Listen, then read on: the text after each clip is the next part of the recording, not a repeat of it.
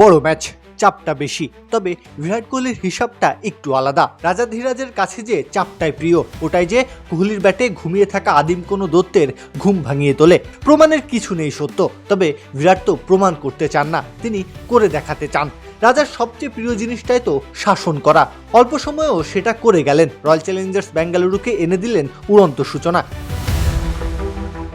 প্রথম কোয়ালিফায়ার, প্রতিপক্ষ গুজরাট টাইটান্স। নামে ভারে আসলে সবচেয়ে শক্তিশালী বোলিং লাইন আপ তাদের। শুরুর ইনিংসটাই ভাগে পেলেন কোহলিরা। উড়ন্ত শুরু চাই, সেই দায় নিজের কাঁধেই নিলেন তিনি। আগ্রাসী শুরুর আভাস দিলেও ইনিংস বড় করতে পারেননি ভেঙ্কটেশ আয়ার। তবে লাগাম হাতে নেন কোহলি। নিখুঁত শব্দটা বারবার তার কাছে এসে নতজানু হয়। ক্রিকেটের যা কিছু সুন্দর ওই কাঠের ব্যাটটার উপর আশ্রয় পড়ে। শিল্প আর টি-20-র মেজাজ একসাথে চালিয়ে যাওয়া সহজ নয়, সবাই পারে না। তবে নামটা তো বিরাট। লোকটা সব সামলাতে জানে, সময়ের সাথে ভারসাম্যটাও বজায় রাখতে জানে।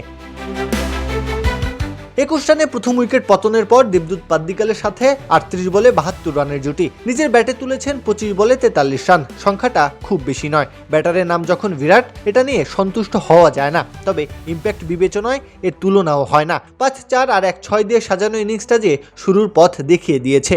বিরাট কোহলি শাসন করতে যেয়ে খুব বেশি সময়ের দরকার পড়ে না। নিজের ছাপ রেখে যাওয়ার জন্য 25 বলই অনেক।